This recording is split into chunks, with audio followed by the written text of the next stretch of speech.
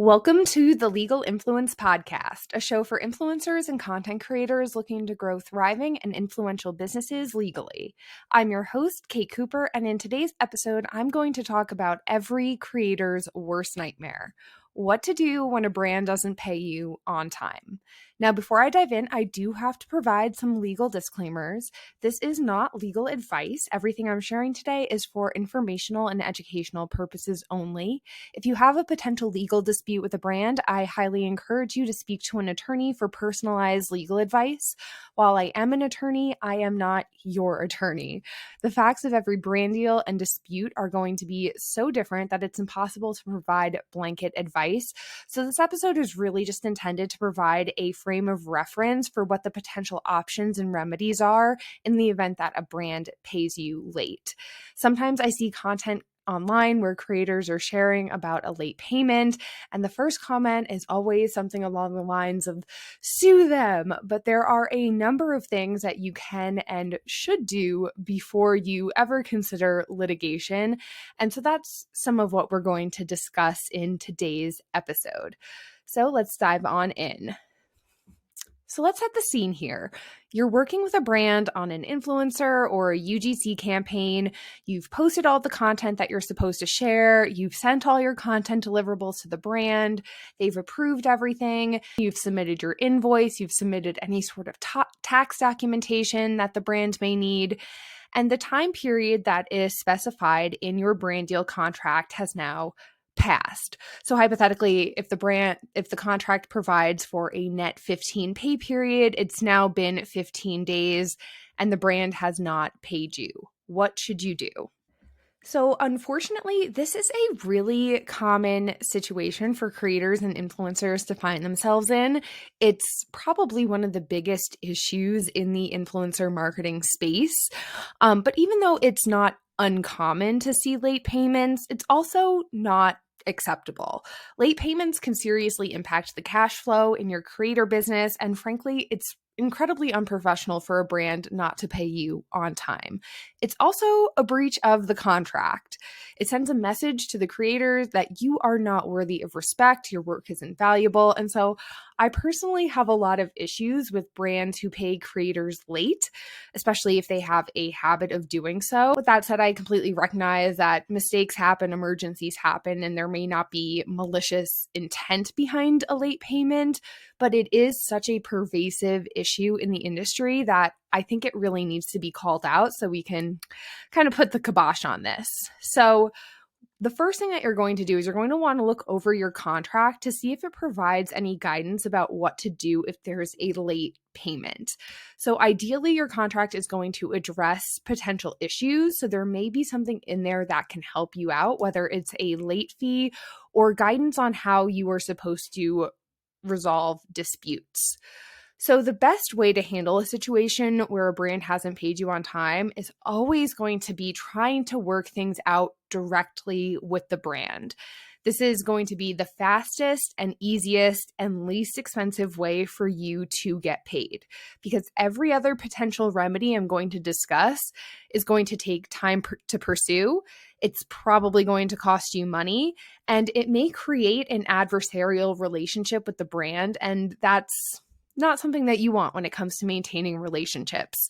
With that said, neither is paying your freelancers late. So the first thing you want to do is make sure that you're doing what you can to communicate directly with the brand or your PR contact to get paid as soon as possible. So you want to notify them that the payment is late. You can provide a brief overview of the timeline from the contract, like when the campaign was completed, when you sent over your invoice, and you can cite to the specific provision in the contract that covers when the brand was supposed to pay you by. So basically, you want to put the brand on notice that the payment is owed and the payment is now late. And this notice is going to be really important if you need to pursue some of the remedies that I'm going to discuss later on. Now, should you send an updated invoice with a late fee included? If there's a late fee in your contract, which is something that I always recommend creators try to add, because that is one of the few things that can actually protect you in a late payment situation like this. It's an inconvenience for you, the creator, and so you deserve to be compensated for that. So the brand should be taking on the risk of having to potentially pay a late payment as opposed to the creator taking on the risk of a brand not following through on their obligations under the contract. So you'll want to reference the late fee when you send an updated invoice to your point of contact.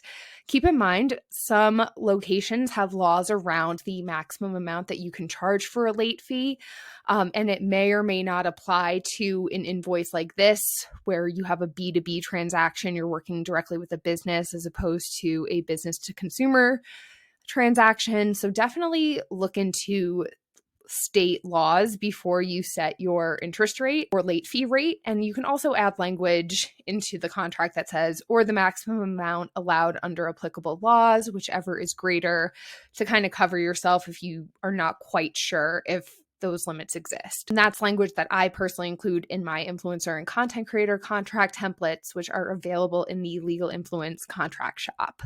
Now, depending on where you live, you may have additional rights when it comes to a late payment, because essentially what the brand has done in the situation is that they fail to pay a freelancer, you, on time. And in certain places, new laws are being passed that help freelancers. For example, New York City has the Freelance Isn't Free Act, which provides damages for freelancers who are paid late. And New York State has a new freelance law that goes into effect in May of this year, and it's modeled after the city's law, although there are some differences. So if you live in New York, you definitely want to keep that in mind. Do some additional research or talk to an attorney if you run into a late payment situation. And if you live somewhere else, you can look up freelancer protection laws in your city, state, or country. And hopefully, as more laws like this come into existence, then the practice of companies paying freelancers late comes to an end. Now, if there isn't a late fee in the contract itself and you aren't entitled to one under relevant laws, you can still send the brand an updated invoice that includes a reasonable late fee. Just keep in mind that they're not going to be obligated to actually pay it. If it's an honest mistake, they didn't mean to pay you late, they may honor it, especially if they want to maintain their relationship with you. But keep in mind that it's always going to be a best practice to incorporate a late fee directly into your contracts in the future. Now, if you're working with a brand on an ongoing basis, so you have a long-term partnership, you're creating content on a monthly basis, and one of your payments is late, you're going to want to look to your contract to see what you should do. Ideally, there's going to be something in there that will allow you to stop creating future content until the brand pays you, but that's going to depend on the terms of the actual contract that you have. And keep in mind, it may take a little bit of time and back and forth with the brand to finally get you paid. So at what point do you give up trying to work things out directly with the brand and start pursuing other remedies? Unfortunately, the answer to that question is it depends. I can't give you a specific amount of time. I would say at least 2 to 3 months is quote unquote reasonable, although any amount of time is not reasonable given the situation. But I will say there are a few big considerations to keep in mind. One, how responsive is the brand being? Are they responding to your emails and giving you some sort of answer or indication of when they're going to pay you or why they're late? Or are they just completely ghosting you? The second consideration is the amount of money at stake. If it's a lower dollar amount that the brand owes you, it might be worth it for you to continue trying to pursue things directly for a longer period of time. On the other hand, if it's a very high value brand deal and the brand is being unresponsive, then that may be a situation where you want to bring in legal help sooner rather than later. Next consideration is, have you gotten any sort of indication of why the brand hasn't paid you yet? It could be a situation where you're working with a PR company and they're waiting to get paid by the brand before they can pay you. Or it could be a situation where the brand has gone out of business or is declaring bankruptcy, and that's the reason why you haven't been paid. So figuring out why you haven't been paid yet can be really helpful when considering the different options you have to try to recover that payment. And this really illustrates how even though the issue of brands paying creators late is so common amongst influencers and content creators, the facts of every single late payment are going to be different. So keep that in mind. And then the last consideration is, Again, what does your contract say? Does it provide for the recovery of attorney fees in the event of a dispute? Does it provide for a specific type of dispute resolution procedure like mediation or arbitration? Does it have a termination provision that provides notice requirements before you can pursue legal action? These are all going to be things to consider when it comes to moving forward with pursuing further action. So from here, there are a few different routes that you can take legally, and the route that you choose to take is ultimately going to be up to you. And there are a few different cost considerations to keep in mind. Your contract and the facts surrounding your dispute are also going to impact the direction that you want to go. But you should keep in mind that from here on out, all of these remedies are going to create some friction and animosity with a brand because you're kind of stepping up the action that you're taking to try to recover the payment. So the first thing that you can do is hire an attorney. And I know I'm obviously biased here, but this is the option I would generally recommend. Even if you don't take further legal action, talking to an attorney and having them review your case and provide you with some guidance that is specifically tailored to your situation can be so invaluable. They can really help you weigh some of the pros and cons of the different remedies that I'm going to discuss. So if you do decide to hire an attorney to pursue the late payment, the first thing that they're going to do is review the contract that you have with the brand. And again, disputes like this are one of the biggest reasons why having a well-drafted contract is so important. And then once the attorney reviews the contract, they're most likely going to send a demand letter to the brand. And this is essentially a letter that says, hey, you entered into a contract with my client. My client performed their obligations. They did XYZ. You were supposed to pay them. You didn't, and now you need to pay them ASAP, otherwise we're going to take further legal action.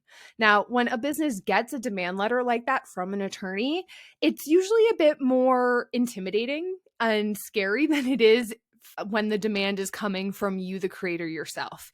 You're now getting a professional involved. They now know that if the situation doesn't get resolved, you are not afraid to escalate the situation and take further legal action.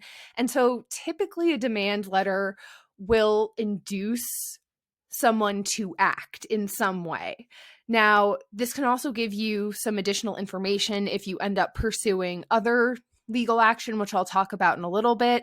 For example, maybe the brand comes back and says, well, actually, the reason we didn't pay is because the creator actually didn't make the post that they were supposed to do, or we didn't approve the content. So you might get some more answers in terms of why the brand hasn't paid you yet. So what happens if you send a demand letter and the brand doesn't respond or they still don't pay you? So now I'm going to discuss 3 different options that you can pursue.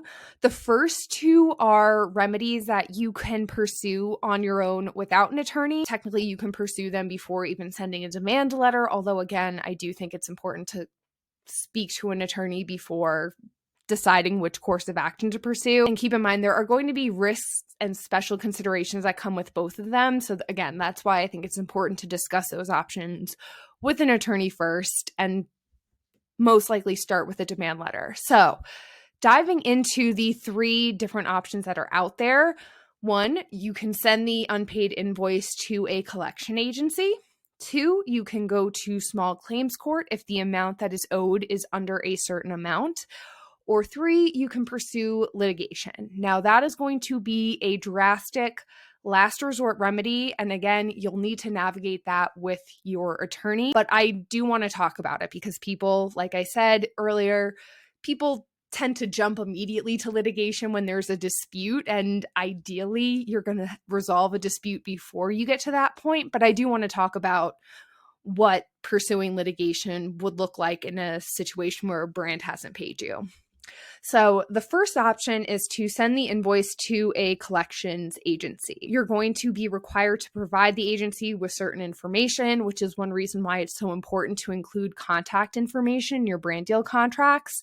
There are also going to be fees that are associated with sending the invoice to collections, and that fee is going to vary depending on the agency. So even if they are successful in recovering the payment, you're not going to get that full amount back. You also want to just make sure that you do your research when it comes to choosing a collections agency, make sure it's reputable, and keep in mind that different states have different statutes of limitations when it comes to collecting debt. So you want to look into what that is in your state and take care of it sooner rather than later. But again, collection agencies may have timeframes in place that you have to meet before they can take further action. So you're going to want to make sure that you provide the agency with the notice that you've provided to the brand, that you've tried to communicate with the brand to get yourself paid.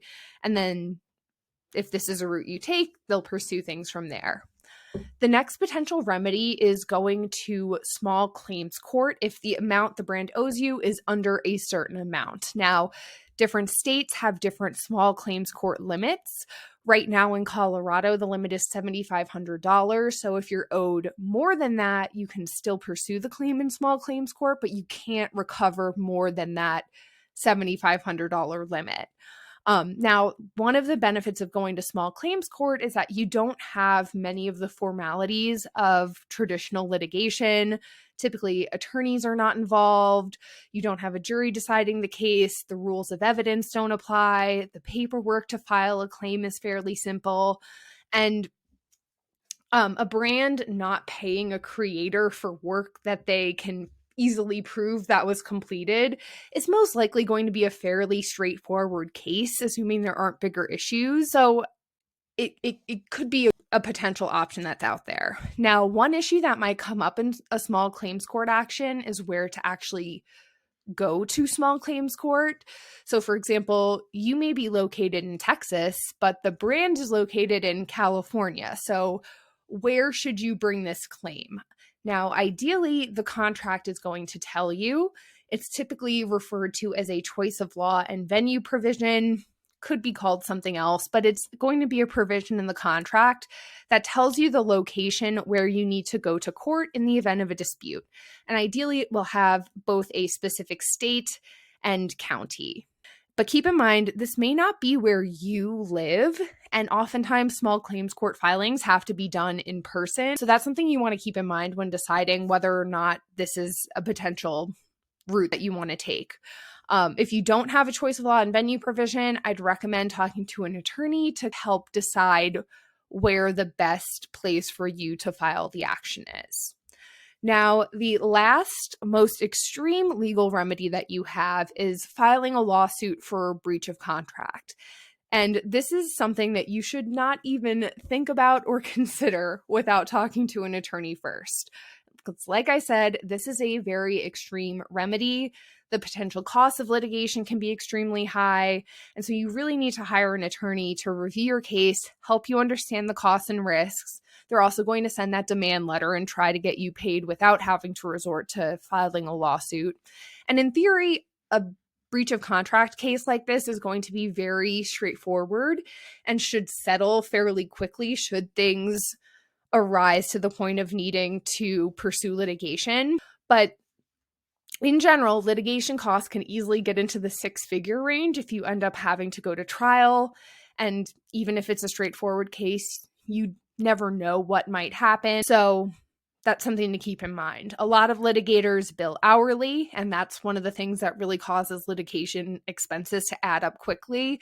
But there also are attorneys out there that offer contingency fee agreements where they only get paid if you're successful. So that can mitigate some of the risk. But again, keep in mind, if you're successful and you recover the payment, you're not going to recover the full payment. So the amount that's at issue is a very big consideration when deciding whether or not to pursue litigation. If we're talking about a couple $1,000s versus $100,000, those are just things to consider.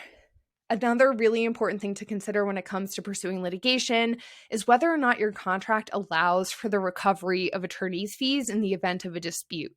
So again, that's what makes the cost of litigation so high. And in the US, each party is generally responsible for paying their own attorney fees and costs, unless there's either a statute that allows for the recovery of attorney fees or a contract provision that allows for that recovery. So that's something that you really want to keep an eye out for in your contract. And keep in mind that attorney fee recovery provisions are going to go both ways. So you could potentially be on the hook for a brand's attorney's fees if they successfully sue you or they succeed in a lawsuit that you bring against them. So a lot of contract negotiation involves weighing risks and benefits, but in a situation where you have an extremely strong claim, an attorney fee recovery provision can be nice to have, especially if the amount at issue is more than you can recover in small claims court, but less than the cost to litigate a case through trial. Another thing to keep in mind when considering litigation that your attorney will talk to you about is that even if you are successful in getting a judgment against the brand, you then have to collect on the judgment. And depending on the circumstances of your case, that may be difficult. So for instance, if the brand hasn't paid you because it went out of business or it went bankrupt, that's going to make collecting on a judgment really difficult. So the reality is, even if you have a really strong claim, sometimes it just doesn't make financial sense to actually pursue it. And that was a really difficult pill that I had to swallow when I was doing litigation. So if you do move forward with filing a lawsuit, the claim that you would be bringing against the brand is a breach of contract claim. There might be other claims as well, which your attorney would discuss with you based on the facts of your case. Your attorney will also likely discuss potential defenses that the brand may have and potential claims that the brand may try to bring against you. Again, these are all important considerations when it comes to deciding whether to file a lawsuit or not. But essentially, your argument in this type of case is that under your contract, the brand agreed to pay you a certain amount of money within a certain period of time if you provided certain services. You provided the services, the brand didn't pay you, so they breached the contract. And assuming there's no dispute on whether or not you fulfilled your obligations under the contract and the brand doesn't have any defenses, again, this is the type of claim that is likely to settle very quickly because there really shouldn't be many facts that are in dispute here. Did you do the work you were supposed to do? Yes or no? Did the brand pay you? Yes or no? And those answers should be pretty straightforward, especially if you have evidence of the brand accepting the work you did. But with that said, again, you never know how a case may proceed. And so that's why it's so important to talk to an attorney about the facts of your case. So to wrap things up, let's go over the potential remedies you may have when it comes to dealing with a brand that has not paid you on time. So first, always try to work things out directly with the brand. If the brand is unresponsive or continues delaying payment, you may want to enlist an attorney to send a demand letter. Next, you can consider sending the unpaid invoice to a collection agency. Make sure to consider the costs and how late the payment is before pursuing that option. If the amount the brand owes you is under a certain amount, you can look into going to small claims court, which can help resolve the dispute without the formalities and expenses with litigation. And lastly, the most extreme option is to file a lawsuit. But again, that is not something you should be pursuing without consulting an attorney first. Also, keep in mind that your experience when dealing with a late brand is going to be information that you can use later. If you end up in a dispute because a brand didn't pay you on time, you probably don't want to work with this brand in the future. And you may want to let your creator friends know privately that, hey, this is a brand that doesn't pay creators on time. With that said, I would be cautious about saying anything negative publicly, especially if there's a non-disparagement clause in your contract. You don't want to make a dispute worse than it already is, especially if something proceeds towards something as extreme as litigation. You don't really want to be talking about it publicly online. So thank you so much for listening to Legal Influence Podcast today. If you enjoyed today's episode, please make sure to follow along and leave a rating and review. And if you know any influencers or content creators who would benefit from today's episode, please send it on to them. Talk to you soon.